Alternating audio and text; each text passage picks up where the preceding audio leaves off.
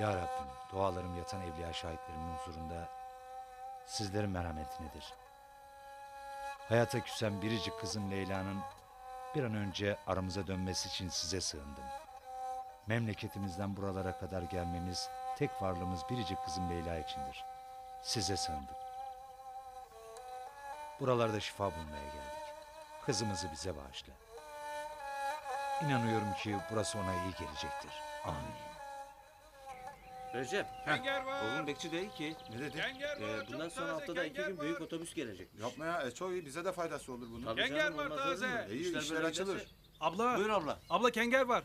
Abla kenger al. Kenger al abla. Kenger. Kenger. Kenger şifadır abla.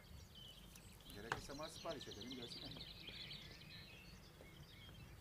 Abla paranın üstüne Oğlum almadın iki tane abla. de bana ver.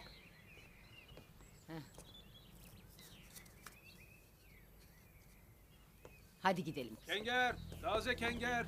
Kengere gel. Taze sakız. Taze sakız. Kengere gel. Kenger. Taze kenger. Kenger mi almış güzel kızım? Güzeldir kenger. Dişleri de korur. İlk başta biraz acıdır ama Leyla kızım. Bu kengerin efsanesi çoktur buralarda. Halen çoğu köylerin ekmek kapısıdır. Diken deyip geçme. Kimi yemeğinden, kimi kahvesinden, kimi de sakızından böyle faydalanıyor işte. Ben Dumlupınar köyünde bir ilkokul temel atma törenine katılacağım. Benden bir isteğiniz var mı? Hocam, biz sizi bırakırız. Nasıl olsa yolumuzun üzerindedir. Sizlere zahmet olmasın. Aman hocam, zahmetini. Onur duyarız.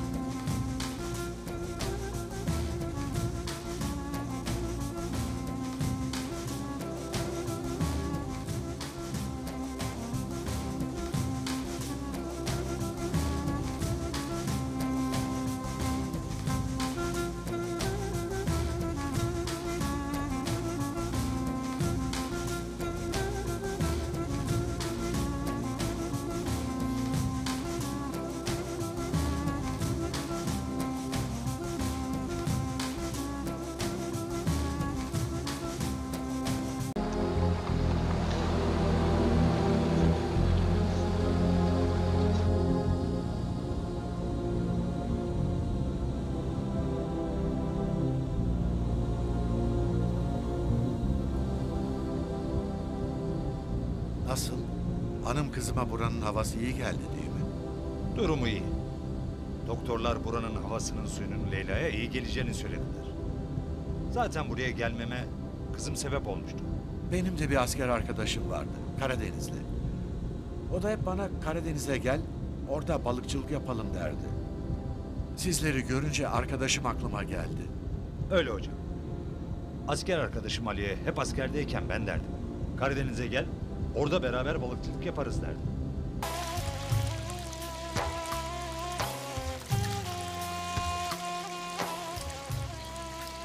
Bak gördün mü? Artık iyiye gidiyor sayılır. Bak balık besliyor.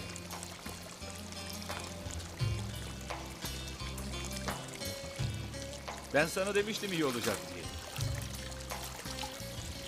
Ver bana ben halledeyim.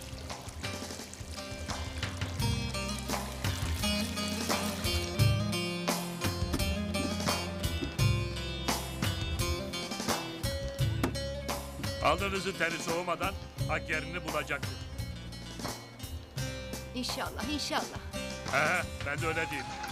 İnşallah. Aferin.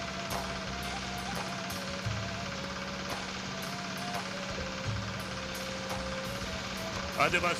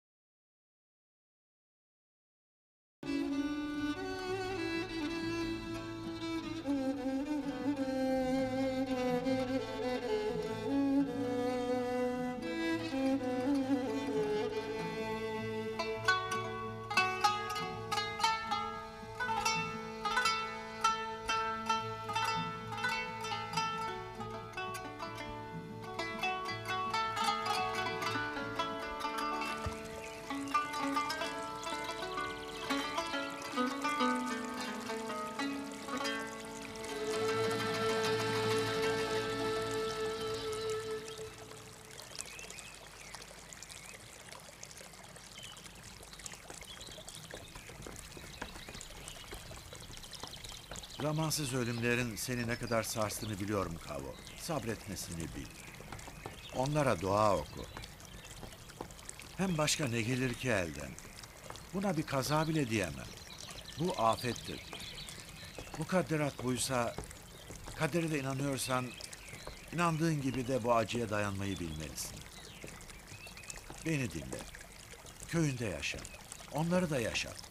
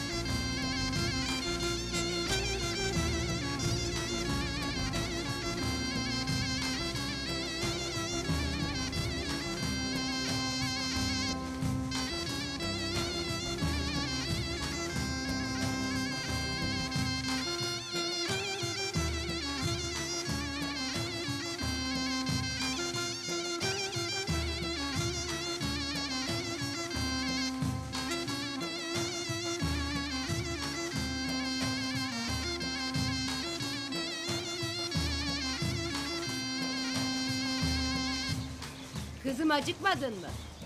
Leyla. Leyla kızım sabahtan beri bir şey yemedi.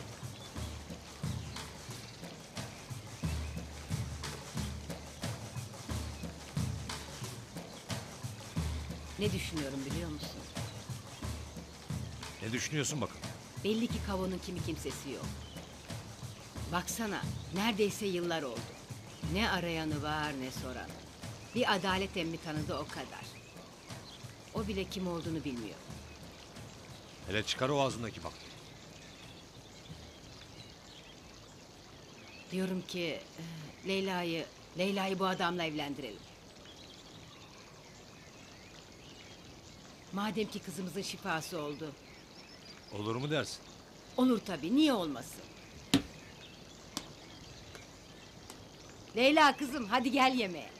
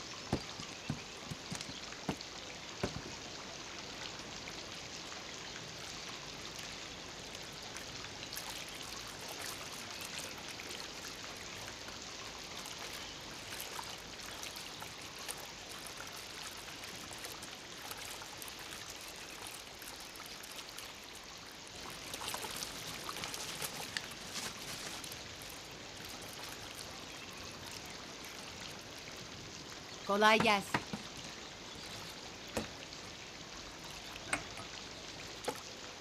Bir şey konuşabilir miyiz? Gereği var mıdır ki? Defalarca konuştuk. Hem ne konuşacağını biliyorum. Benim kim olduğum, nereden geldiğim meçhul. Nereye gideceğim de meçhul. Melek yüzlü Leyla'yı böyle birinin kaderine terk etmeyi içinde nasıl el verir? Leyla gençtir, Leyla güzeldir. Kısmetini kendi bulacaktır. Bu dünyada hiç kimsenin olmadığı kadar mutlu mesut olacaktır. Çocuklar büyütüp torunlar sevecektir. Benden bunu istemeyin. Sana illa kızımı al diyemem Kavo. Ne zor koşacak gücüm vardır, ne de ısrara yüzüm vardır. Leyla'mı hayata bağışladın. Daha ne isterim senden? Haşa. Hayata bağlayan yaradandır. Ben kimim ki? Leyla aydır. Leyla güneştir. Nasıl ki ben ona güneş olmuşum, o da bana güneş olmuştur. Daha ötesi değil.